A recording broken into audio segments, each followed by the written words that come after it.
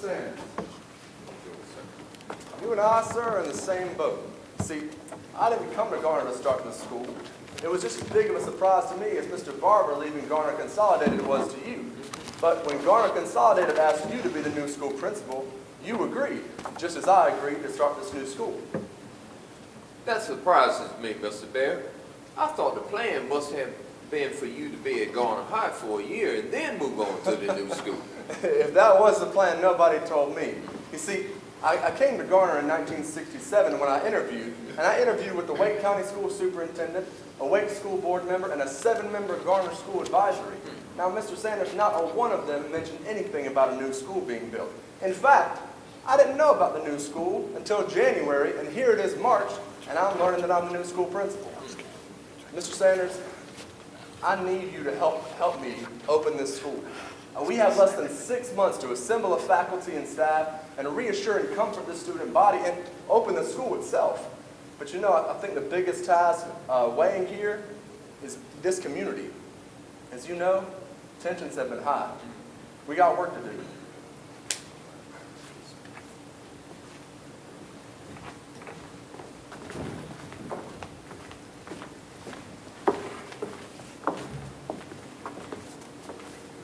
I personally am sick and tired of the federal government telling us what to do with our own schools. I mean, what about our right to run our schools as we see fit? Madam, that states' right question was settled when Mr. Lee handed his sword to Mr. Grant. Well, then we just won't take any federal money then. We'll run our schools as we see fit, and we'll tell HEW here to butt out. That would require a property tax increase of 31 cents on every $100 evaluation.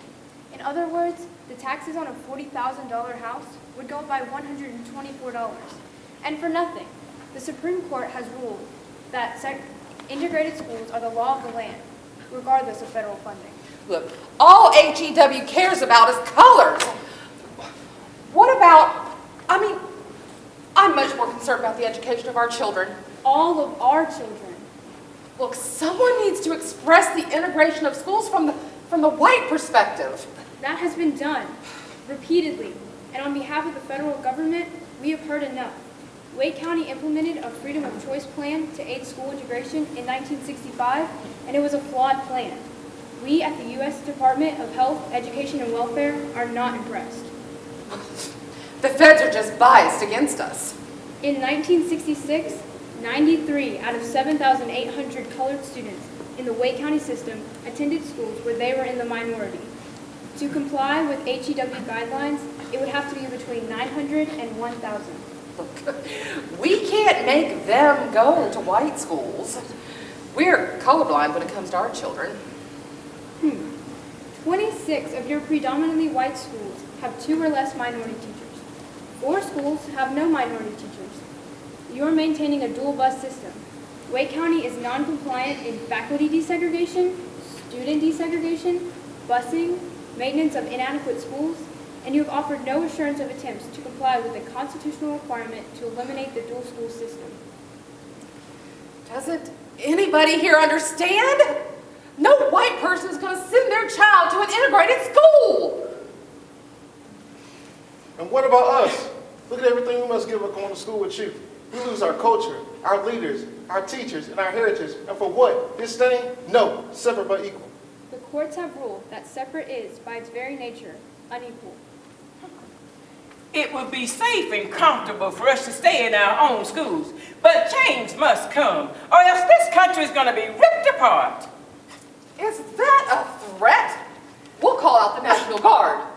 No threat, but this country was founded on justice. Can't you see the dream, the vision, and change must begin with our children? Why them? Because some of us have seen way too much. Like what?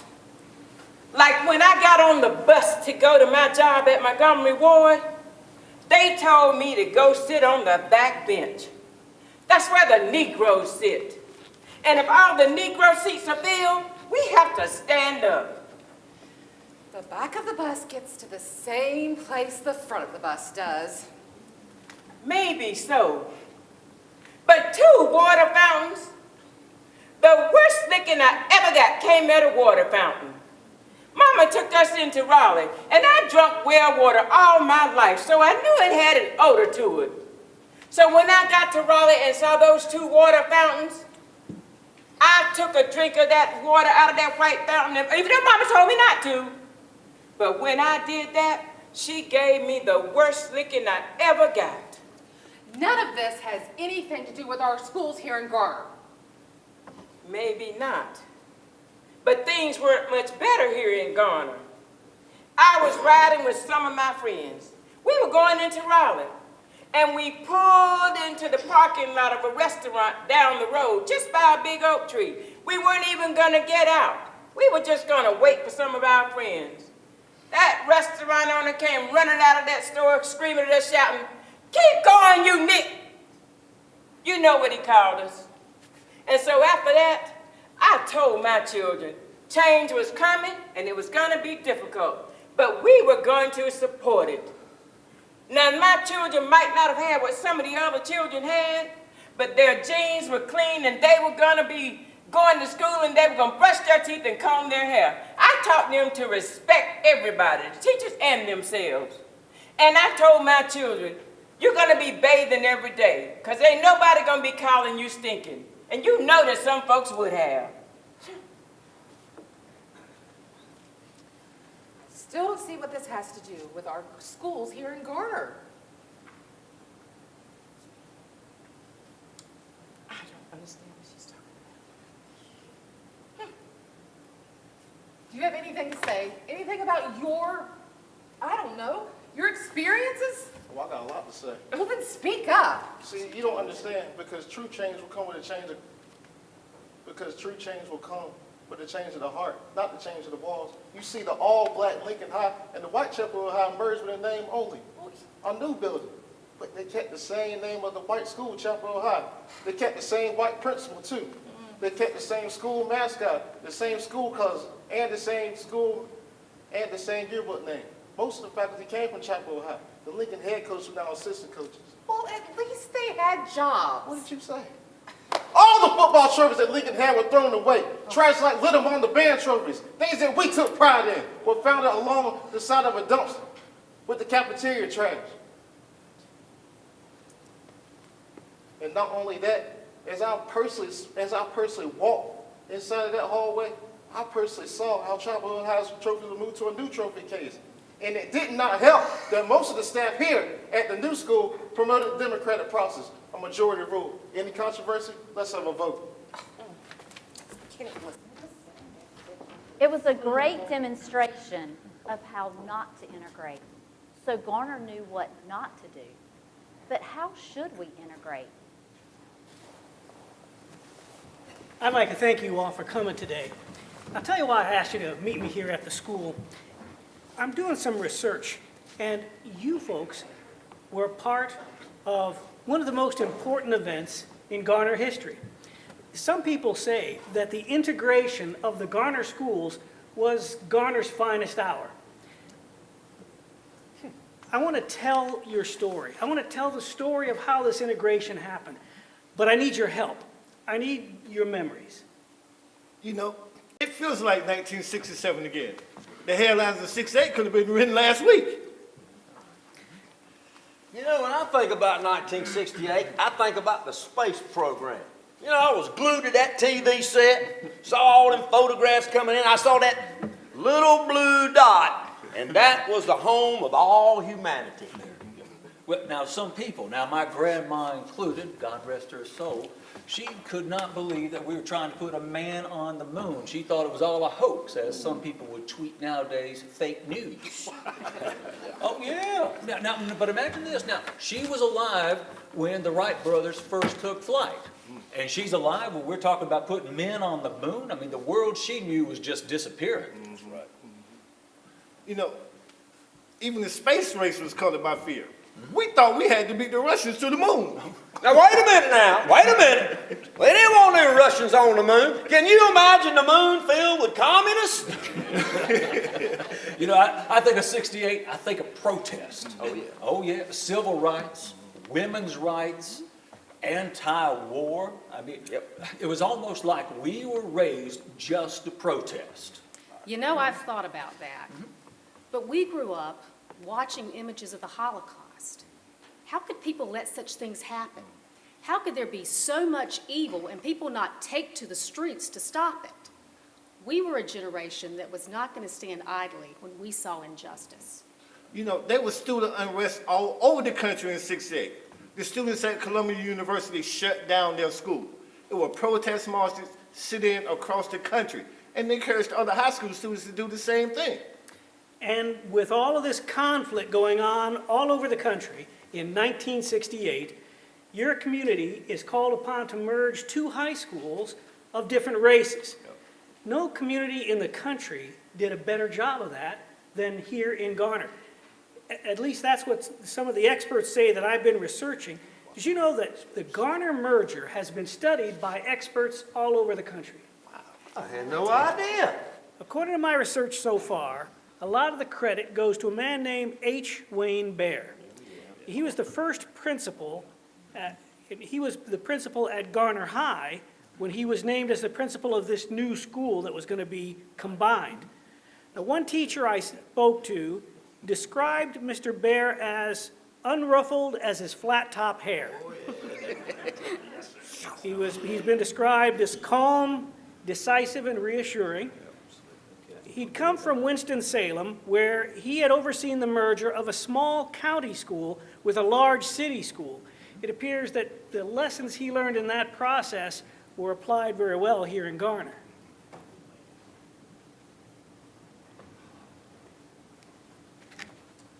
We need to come out from behind these walls. We'll start here, fresh. There will be no black children, no white children, just our children. You know, before I came to Garner, I was in the administration in a little town in Forsyth County that was about to merge with one of the larger schools. I saw firsthand what it was like for one of those small schools to be gobbled up by one of the larger ones. I knew the fears of the teachers and the staff and the students in the community. We'd be stepchildren. It wouldn't be our school. But in Garner, we're going to start anew. The walls of the past, they're coming down. And the walls that we erect, they'll create a haven. Mr. Sanders, we cannot correct the wrongs of this world, but we can create a place where everyone feels safe, where everyone believes that this is our school, and where all of Garner is proud of Garner Senior High School.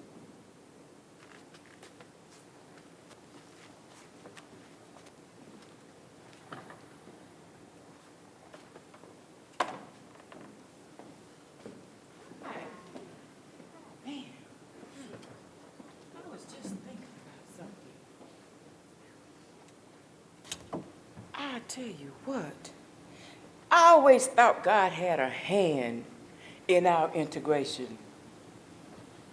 We prayed at church for our schools. We prayed that the Lord would send us the right man we needed. Now, most of us read the same Bible and proclaimed the love of all mankind that Jesus taught. We prayed the Lord would send us just the man we needed. And you know what? The Lord sent us H. Wayne Bear. Praise God. Now, Mr. Bear said that everything had to start with the class of 1968. Now, those seniors would not be part of the consolidated school, but Mr. Bear said that they had to help set the tone of the discussion. Do any of you remember anything specifically about that class of '68? That we were so naive. Now, we knew integration was coming. We knew there was going to be some changes. But what we were more concerned about, losing our school colors. I mean, why couldn't it stay blue and white? I mean, most of the people were coming from Garner High. And the Rams. The Rams, yeah. Garner had always been the Rams, and now because of integration, we couldn't be the Rams anymore. No. It didn't seem fair, and I remember thinking, why can't we have a vote? But you know, a lot of people from Garner Consolidated didn't want to merge. You know, you have to remember, we were a union school. That's right. A lot of the students went there from the 1st to the 12th grade. You know, as I think, we had and we still have a family bond. You know, we were community. So I guess you were kind of sad about it. You talking about sad? Man, it was like a family splitting us. We loved our teachers, our principals, and our leadership. But our leadership saw a change in a different way, a way that still brings us pride. On February 8 of 1968, the Garner School Advisory Board told Wake County Schools that the Garner Board would support integration in grades 1 to 12 to the fullest extent. At a public hearing just 3 weeks later, not a single comment was made opposing integration. By early March, the Wake School Board passed a resolution to fully integrate the new Garner Senior High. Now, at that time, 1968, when all this is happening, these decisions are being made, people are at home watching their televisions and the protests, everything that's going on, this was going to be tough. What were the people in Garner thinking at that time? All I can remember is that we felt safe at Garner Consolidated. It was like a second home. The faculty and the staff, they understood growing up in our community. Principal C.J. Barber and all the teachers, they were respected in our community. We had history, stories, and a genuine love for one another. Of course, some of the students came from troubled homes, but the teachers didn't stop instructing. They instructed us, and they parented us. Sure did. They gave us discipline and love. Sure did. And I tell you what I wondered. I wondered, would the white teachers really feel that way about us? Or would all of that disappear? Well, there was a lot of concern also among the white parents. Now, they were concerned because their children playing in the gymnasiums where their fathers had played. And the boys out there in the field playing baseball where countless number of the boys had grown up. I mean, we had our roots too. But where would our young people be now without roots? Mr. Baer said, the walls that separate us will come down, but we have to keep the foundations of the past. The love, the history of community, the roots. We have to assemble the very best staff we possibly can to achieve all of that, and we have to prepare our students for change. Now, to help prepare for that change, he arranged for an exchange. Some of the students from Garner High went to Consolidated for a day, and some of the students from Consolidated went to Garner High as guests. Do any of you remember that program or how it went? Yeah, I did. Mostly I remember when I visited sticking out like a sore thumb. I wasn't used to being in the minority. I was different. I felt like everybody was watching me and disapproving. But what happened later was horrible. When some people found out that I had visited Consolidated as part of the ambassadors, they called my home. They called me a Negro lover. They said I should be ashamed, that I was a disgrace. They said so many vulgar things that finally my father forbade me from answering the phone. I had never known there was such hatred. Seriously? And there was fear. I was going to go deliver senior barbecue plates with some friends, including a black friend that was attending Garner High as part of the Freedom of Choice plan. Mr. Baer called me into his office to let me know that the black students had been dismissed to go home to be with their parents. Dr. Martin Luther King had been assassinated. I remember that day. Nobody knew what was going to happen. And we still delivered those plates up near Shaw University. And I remember marchers coming right down the street. I had never been so scared. Nothing happened. I mean, they banged on the car as they went by, but I wondered, is this what integration is going to be like? Constant fear, terror? Mr. Baer's first hire was a great one. He asked Mr. Ernest Sanders, the acting principal at Garner Consolidated, to come to the new school as an assistant principal and as a physics teacher. Mr. Sanders, have a seat. Mr. Sanders, we have a lot of work left to do to reassure this community that integration is a good thing. Not only is it inevitable, but it is a good thing. Mr. Sanders, I cannot stress this to you enough. I have to have you as the assistant principal. I plan to give you a lot of responsibility if you'll accept it. I've thought about it, and I prayed over it. Mr. Bear, I would join you.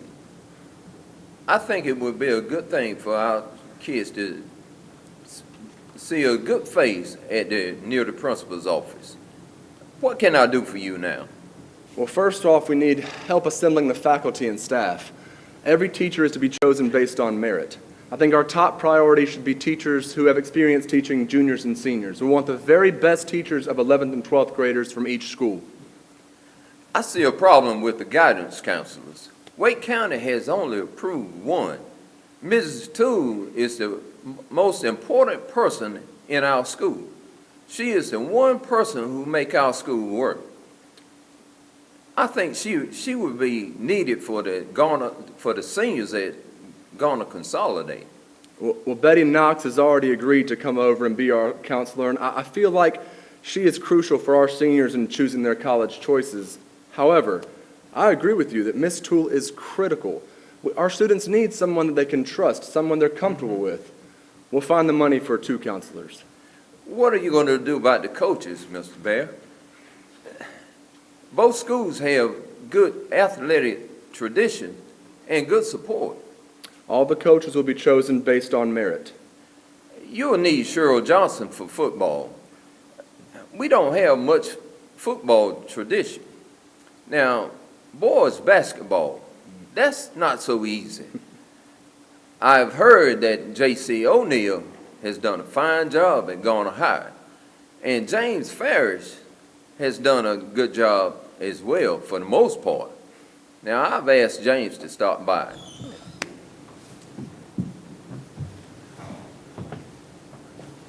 James, Mr. Bear, I've told him that you were a great basketball coach, and that you sometimes lose your cool. I've also told him that you have done some things that embarrassed us. Now, I hope that you have worked through that. Now, Mr. Bear here has a big decision to make. I'll leave so you two can talk. Have a seat. Mr. Bear never asked Mr. Ferris about the embarrassing things, but the two did spend quite a lot of time together over the next couple of months talking about the new school. Most of the teaching positions were easy to fill, but the boys' basketball coaching job, there was no answer that would make everyone happy. That job was a powder keg. Ferris, would you consider sharing the head boys basketball coaching position with Coach O'Neill? That wouldn't work. I don't know him, and he doesn't know me. Starting a new school with 2 head coaches isn't what we should do. I wouldn't do that to the players, you know, it just wouldn't work. I didn't think it would either. Well, I see here that you have some experience coaching baseball over at Garner Consolidated. Is that something you consider doing over here at Garner? Garner has a strong baseball tradition, and we should be good next season. And you can be the assistant in basketball. I hate baseball. I'm the baseball coach at Garner Consolidated only because the athletic director couldn't find anyone else to coach it. But, Mr. Ferris, you're the athletic director. That's right. And I had to be an assistant in football, too. And I hate football. Well, then why did you start the program? Well, there was some interest in us having a football team, and NC State had given us some equipment to try to start a program, but we don't have much experience in football. Now, Cheryl Johnson is the man you want. I am a basketball coach and a social studies teacher. Well, what about the AD job? Well, that would be all right, but the other school had a lot more sports than we did. And really, I'm a basketball coach and a social studies teacher. Mr. Ferris, I'm not naive. I realize how controversial this decision is. There will be unhappy people. I mean, you realize what a big decision this is for me, right? Can you imagine what would happen if I named you the head boys basketball coach? I can, and I'm sure you realize what happens if you don't. Listen, I'm a basketball coach and a social studies teacher. I've had one team win a state championship, and we've been to the state finals 3 times. Now, that ought to count for something, but I trust you'll make the right decision. I appreciate you coming by. Yes, sir. In picking Mr. Ferris, Mr. Bear sent a message that resonated. You see, he and J.C. O'Neill were friends. They were in the same Sunday school class at First Baptist Church. And he knew that O'Neill was an outstanding coach. But he also believed that based on merit and longevity, that Mr. Ferris deserved the job. Later, when Ferris was talking with some of his colleagues at Garner Consolidated, he mentioned that in all of their discussions, race was never mentioned. It was never about a black coach with white players or a white coach with black players. The truth is, there were two schools, two very different schools, and there was going to be a merger. No one knew exactly how the students would react to the change.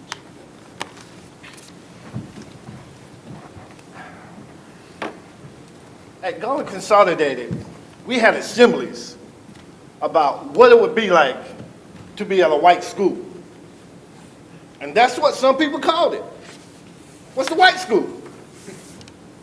I remember our teachers telling the students, we had to be better. We had to be better to be considered equal. Well, I remember after all the angst and complaining about the school colors and the mascots all kind of dissipated, they appointed a committee. I cannot remember who in the world was on the committee at the time, but they decided to go with blue for the blue and white of Garner High, and they decided to go with gold for the burgundy and gold of Garner Consolidated. Now the mascots, that was a different situation altogether. They decided to throw out the Rams and throw out the Tigers right off, and the committee decided to go with a cougar, and that was quickly overturned by Mr. Bear the following morning. Somebody said he received a phone call that night that said a cougar was nothing more than a tiger that had lost its stripes. And in that person's opinion, that we were just accepting the Garner Consolidated mascot. You know, I don't know exactly how we got to be the Trojans, but I do remember sitting in the meeting and we rejected a lot of mascots. Like right away we ejected all the insects. I mean, who wants to be a mosquito? And then we got rid of all the meat-eating animals. We got rid of them. We got rid of the plant eaters. No plant eaters. And then we got rid of the reptiles. And then what's those amphibious animals? You know, the ones that go both ways. We got rid of them right away. And then we got rid of all the professional mascots. Well, had I known that school was going to come equipped with a billy goat right next door in that neighboring field, we could have called ourselves the Garner Goats. You remember the purple goat, the dance place up at the Forest Hill Shopping Center? But anyway, somebody suggested the Trojans. You know, O.J. Simpson. That was before all that other stuff. And then, USC football was doing real good. And I remember I was in English class and we learned about the Trojan horse and Greek mythology. Well, my friend, I've heard a different story. It seems like one of these mean fellers was kind of fed up with all the talk of the colors and the mascots, and he was on his way home looking in his wallet to see if he had enough change to buy himself a Pepsi Cola. And there it was, the inspiration, or maybe I should say the impression of a Trojan. What? Are you serious? And that, my friend, is how we became the Trojans. Wikipedia. Yeah, Wikipedia. What are you going to do about the cheerleaders, Mr. Bear? Only 2 of our girls made the team. I was afraid of that. You see, we have 2 very different styles. Garner Consolidated did a lot more chanting, a lot more stomping. But that's our tradition. But not at Garner High School. Mr. Ferris, Mr. Sanders, I really feel like we should lean one way or the other on this, and I really think we should go towards the national trend of athleticism. We'll have tryouts, and every person who tries out will be given a score, and the highest scorers will be on the team. How about football? Are you sure you want Coach Johnson to take the boys to Camp Durant for training? The boys really don't know each other yet. They just don't know each other. Maybe we're trying to do too much too fast. with all the hitting that goes on with football, it might turn into a difficult situation. I realize that, but I must trust Coach Johnson with this. Hopefully when the boys get back, they'll be closer because of it. You know our boys. All of our boys have been working in the fields together for years. They just haven't played much together or gone to school together. I really think a few days away at camp could do wonders for bringing this school closer.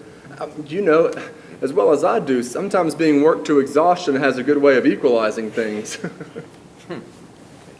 Well, that was the plan, but there was a tradition. A tradition that had the potential to tear the team, perhaps the entire school, apart. It was a tradition that should have been stopped long before and eventually was. Today, it is called hazing, and it is a felony in North Carolina. The coaches may go to jail, and the team would be disbanded. But in 1968, it was a tradition that a lot of players didn't think much about. But it was also a tradition that the Garner Consolidated players knew nothing about until their new teammates came to their cabins that night at Camp Durant.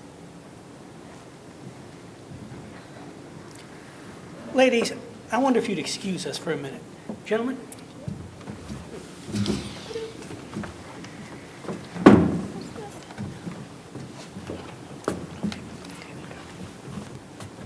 Fellas, I've heard a lot about this place, Camp Durant, and what happened there. Tell me, what really did happen there? Well, everything started out well. We got together before going, we practiced, and we got a chance to know each other, found out we had a lot in common. We all hated running before breakfast. Oh yeah, we all hated leg raisers. We were all tired after practice, and everybody thought it was funny that Lynn Stanton would try to sneak off in the woods for a smoke, as if nobody knew. But now Coach Johnson never mentioned anything about race. We all talked about football. We all ate together, we ran together, we exercised together, practiced together, no doubt that we were one team. In fact, when I saw some of those black boys play, I thought to myself, we're going to be a better team with them. And I sure am glad they were on our team. There was no doubt we're one team. But now there were some guys from Garner High who thought that in order to be one team, well, we needed to carry on the Garner High tradition. And I couldn't tell you where that tradition began. I mean, it's been old as all. It's a rite of passage, it's a tradition. It wasn't our tradition. I hated initiation. I hated it then, and I hate it now. It was disgusting. It was not our athletic tradition. Look, I wanted to be a part of the team. I wanted us to be a team. So I allowed them to initiate me. I was madder than a wet hen. I was furious. I don't remember fighting anybody. But I don't remember being as mad. See, I was a singer.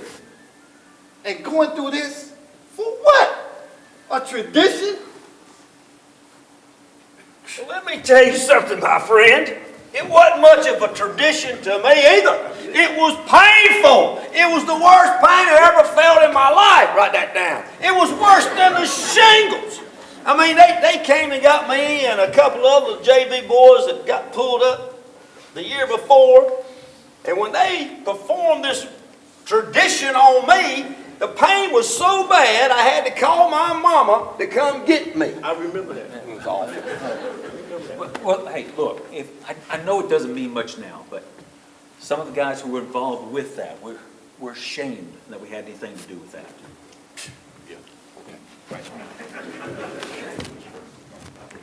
And what is amazing is that no one, no player, no parent, no student ever discussed this tradition with Mr. Baer while he was principal. I've got the cheerleading results. Neither of the Garner Consolidated girls made the team. Yes, they did. I'm making an administrative decision.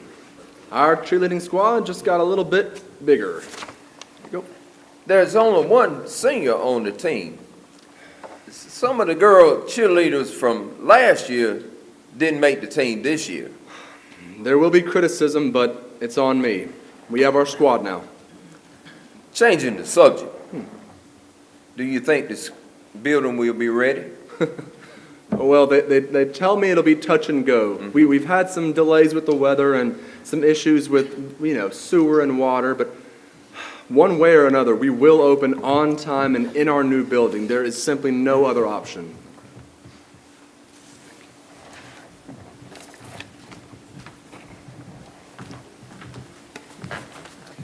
All right, now we have 5 days till school opens. Where are we? Well, ma'am, I'm afraid that we're nowhere close to being ready. I've just met with my construction foreman just a little while ago, and he's given me a list of some of the major things, and they're pretty significant. I'll share them with you here. The walls are all up, but some of the rooms still have gravel floors. There's some of the floors that actually are still dirt, and some of the concrete floors, they don't have any tile on them. You got rooms that are unpainted and doors that need to be hung. There's no heat, there's no air conditioning. You've got cardboard boxes stacked all over the hallways. We have whole wings of the building that are months from being ready. Quite frankly, the whole place is just filthy. Okay, I'm sorry. Are you telling me that the building's not going to be ready by September 3rd? Well, yes. The best I can figure, the building should be ready the week when the students come back after the Christmas holidays. School starts in less than a week. School might try to open in less than a week, but it's definitely not going to be ready. What about the library? It's not close. The cafeteria? That's just impossible. What about the classrooms? Well, I think a few will be ready in a week or so, and maybe some of the offices, but the main entrance, there's no way. No way? Ma'am, there's simply no way for school to open in that building next week. Sorry. Tell Mr. Bear.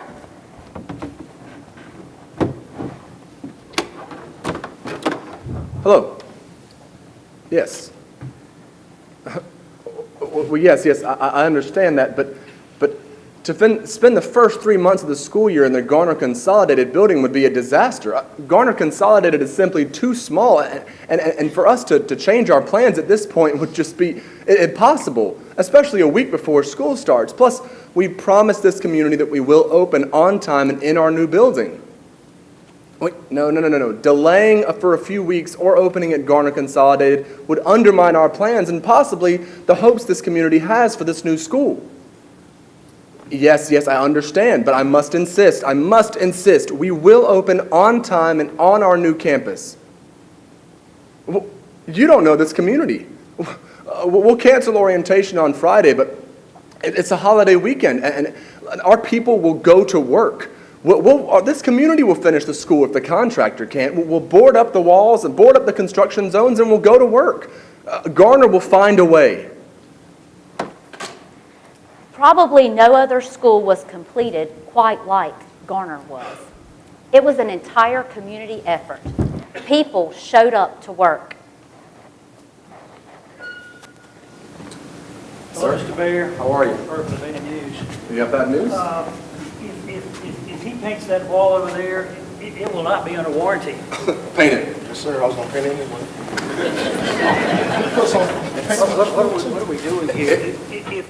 Here's the tiles. Thank you. If she lays that tile, Mr. Bear, there's no way I can warranty it either. I'm going to find somebody to help you paint, with these tiles, okay? Well, okay. I will help. I've got a couple of spotlights, and we can work till it gets very late. Oh, thank you so much. Thank you. Mr. Sanders, I think we're going to make it. I think we are. We won't be ready, but we will open. I still can't believe it. I saw 3 of our students, Gary Roberts, Jimmy Lucas, and Jimmy Mullins. They were sweeping the halls. Gary's got an artificial leg, but he's got a little swing in his step. You'll like him when you meet him. I tell you, they had the trash piled so high you'd think we were starting a dump. I seriously don't know who told them to come and how they got here, but they were here. I mean, probably no other community in the country would open under these conditions, but we are.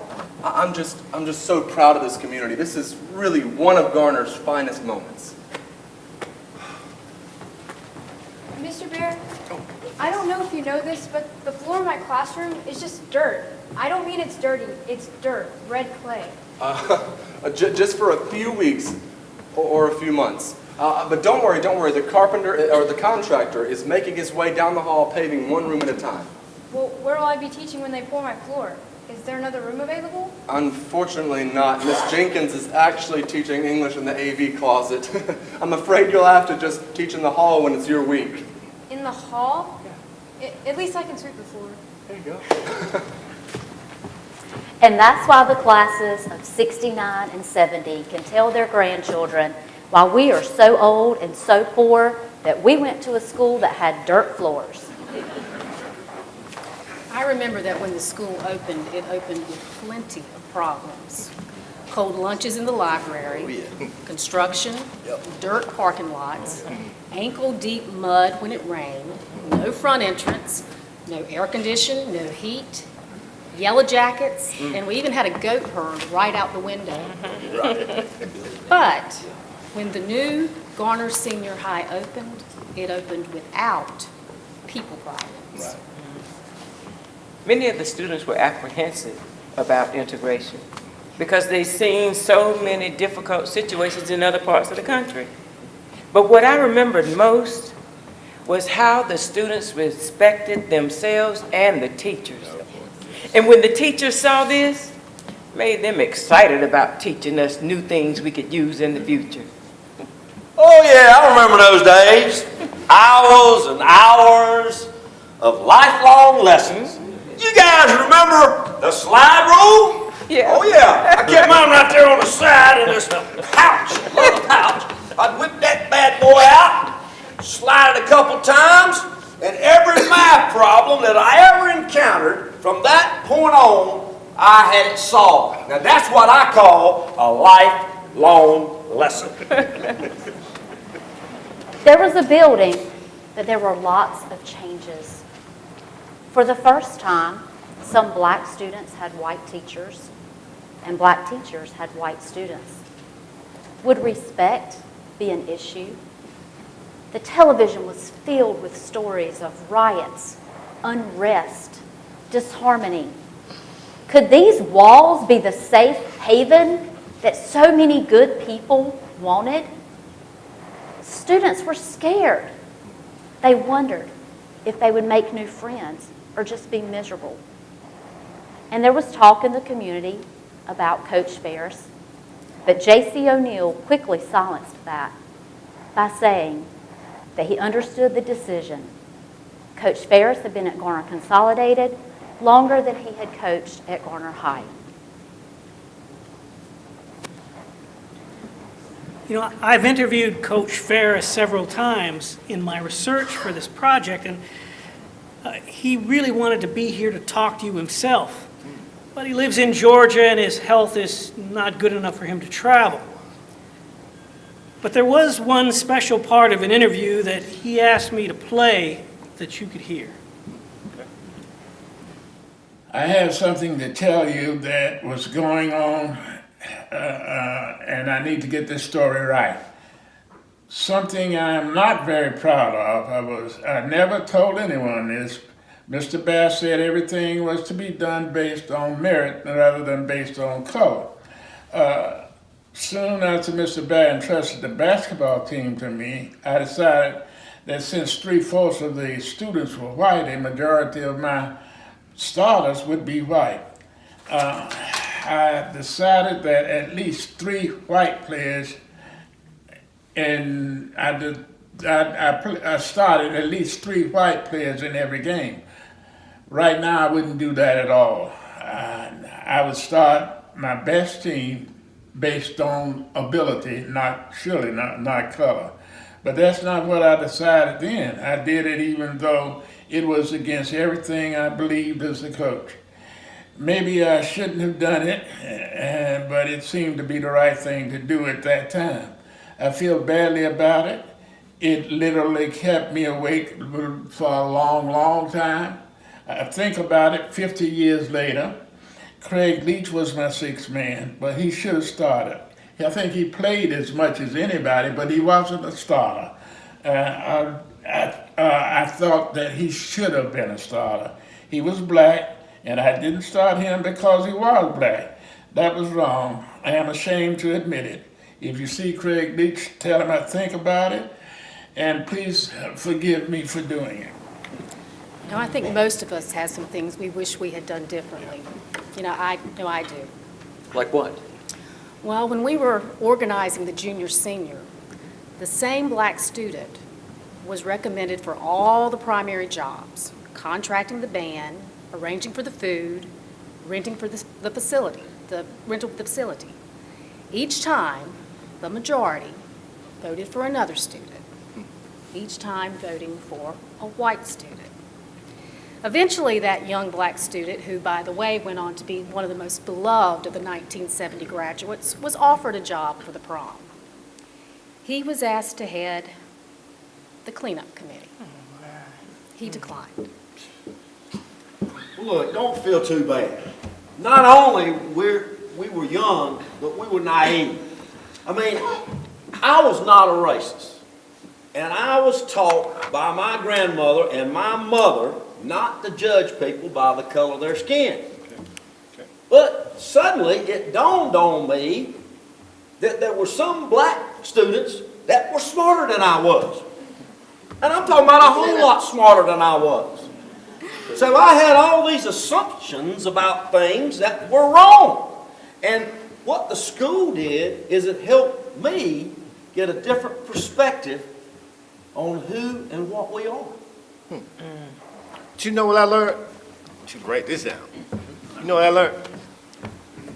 I could be friends with white people. How you do? I just remember my senior year being confusing.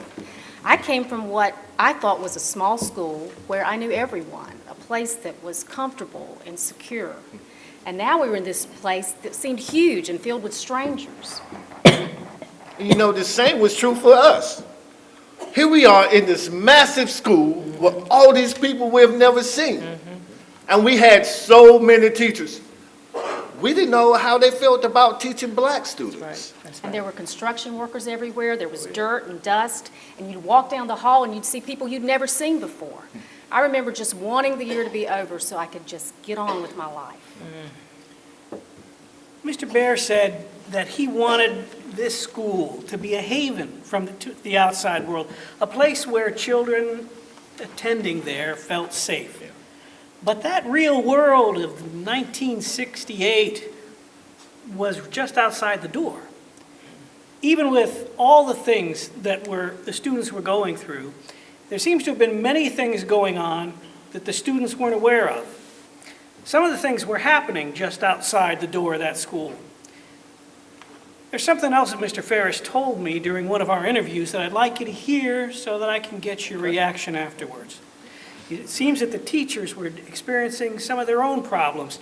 Integration was new to them too. I was at a conference athletic meeting before school started, and I saw a group of golf coaches talking. Since I was going to be a golf coach, I walked over, and one of them had his back to me. Just as I walked up, I heard him say, "Did you hear that New Garner High School is going to have a zoo, and they got a bear for a principal and a coon for a coach." Some laughed, some didn't, and I walked away. What else could I do? I could have confronted the man, but that wouldn't accomplish anything. I don't want to give you the wrong impression. I got along great with all the basketball coaches and most of the other golf coaches. But there were some who gave me a difficult time, such as I couldn't go to his place to play golf because I was black. So I sent Coach Johnson in my place. We had a good team. In fact, we won the conference championship in golf that year. So everything turned out okay. That's all. Mr. Bear, didn't expect to find you here tonight, but I need to talk to you. Yeah, certainly. Have a seat. I was just following up on the motorcycle that was found parked in the hallway this morning. It belonged to Robbie Cross. He said his classmates must have pushed it in, so we took care of it. Shouldn't be a problem. What can I help you with? It's the golf team. Are you having a problem with the players or the parents? It is worse than that. I've bit my tongue and I've held back, but something must change. Well, what needs to change? You know, when we play our away matches, clubs are telling me that I can't get off the bus. Coach Johnson takes my place sometimes. And sometimes I have to sit on the bus and wait. Now, I'm a black man, and no black man can set foot on their sacred ground. Now, I understand that they are a private club, and they can have whoever they want as their members. I don't give a flip who they take as their members. But I am the Garner Senior High School golf coach. I should be able to coach my team. Well, did something happen at the match today? Well, we played at Chapel Hill, so I was allowed to coach my team. Now, the boys, they did a good job. We're in first place in the conference, but as we were leaving, next week's host came up to me and said I wouldn't be allowed on the course or in their clubhouse. Now, Mr. Bear, I admit I lost it. This is just too much. I'm a man like you, a man like them and the other members of their country clubs. Now, I don't want to eat a meal and I don't want to join, but I just want to coach my team. Anyway, I told them if I couldn't coach my team, then my team wasn't going to be there.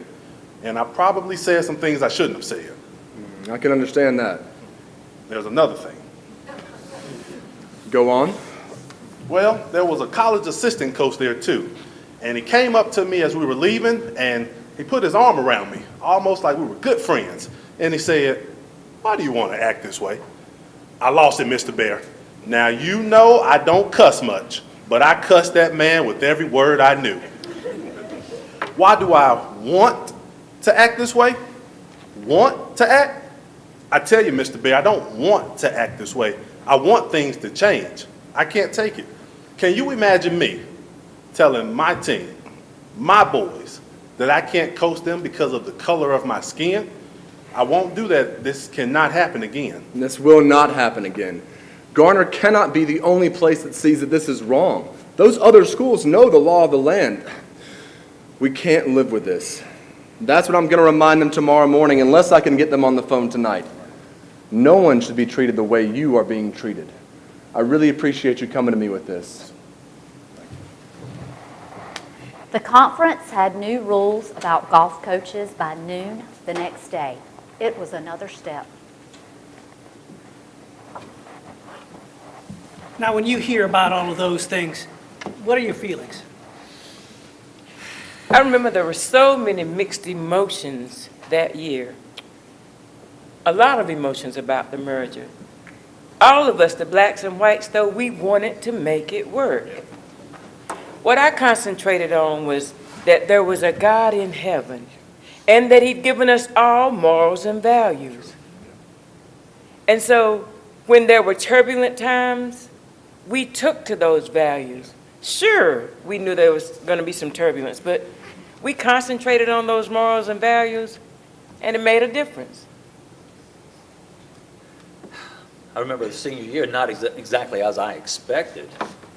Oh, I expected to graduate, under those grand chandeliers of Memorial Auditorium. And instead, we graduated Dorton Arena, yes, the old cow barn, yeah. At least they had the decency to sweep the shavings and the droppings. Yeah. But, I remembered that there was a downpour. It rained during the commencement. I mean, it was a gully washer. And by the time it was done, everybody was just fleeing. No lingered around. And there we had it. No hugs, no farewells. Don't even try to hug me right now. It was over. My senior year was over, and I thought to myself at that time, my school had been taken away from me, and I've been forced to go to this new school. I mean, the sacrifice had been forced upon me. But I look at it now. Oh, my goodness, we had done some great things. We did some amazing things that year. I'm not going to sugarcoat it. I mean, something precious was taken from us, but it paved the way to some better things.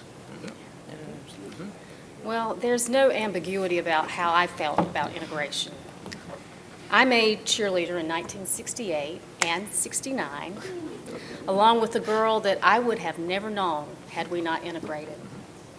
Andre Leach was a black girl.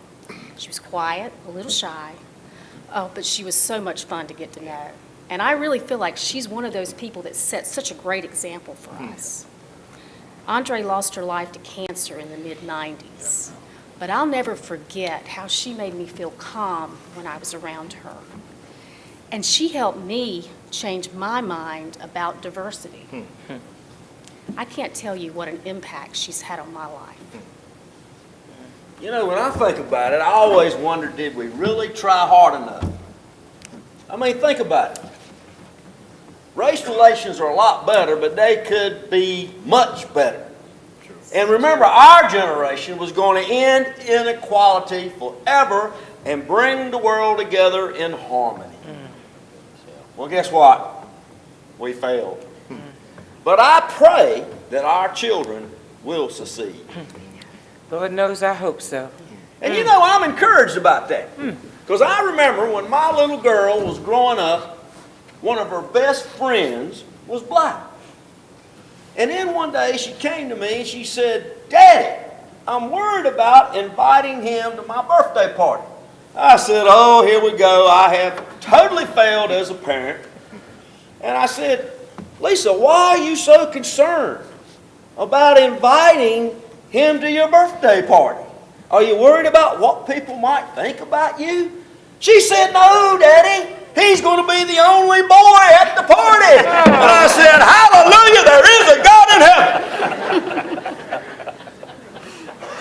You know, I think the people of Ghana changed along with the high school. Because when we first got there, we was introduced to courses that we have never taken at Ghana Consolidated. You know, I was determined that my kids were going to go to the finest university. My son now has 2 degrees from Duke University and 1 from Harvard Business School. That's what Interact has done for me and for the community. I thought the class rings of 1969, I thought that was pretty symbolic. Now, I graduated from Garner Senior High School, not Garner High School, but the class rings had to be ordered during the junior year, and that's before we knew what the mascot would be or if there would even be a mascot at that point. Now, we graduated Trojans. My class ring said Rams, and that's the kind of the way a lot of us felt. We just felt like we were right in the middle of it. Well, I can tell you this. Graduating from an integrated high school is probably the best thing that ever happened to me. It is unbelievable how it prepared me for my life. I mean, we were knocking walls down and we were making this a better place for everyone to live in. And then think about the role models we had. The role models, Mr. Bear, Mr. Sanders, the 2 guidance counselors, Mrs. Toole and Mrs. Knox. And who is ever going to forget the famous Coach James Ferris, who very rarely cussed. And then Mrs. Yarborough, who taught everybody how to type. Remember typewriting? And then our beloved Mrs. Joanne Watkins. Just a wonderful experience. You know, I think Mr. Bear deserves all the credit that he receives. I heard an author say, if there were 100,000 Wayne Bears as principals across this country, integration would be totally different. But the unsung heroes are the students. That's right. That's right. Now, all the adults, they can do all the planning, all the leading, all the implementing, but it was the students who made it work. We made some mistakes. Some mistakes in hindsight are painful than others. But 1968 was a turbulent year. Ghana first year. Ghana Senior High School first year. No ambulance was ever called, and no police was ever summoned. That's right. That's right. You know, the students did their part, but I guarantee you, if you were to take a survey of the faculty and the students that were in that school, I think they would say it was the community. The community was the real hero.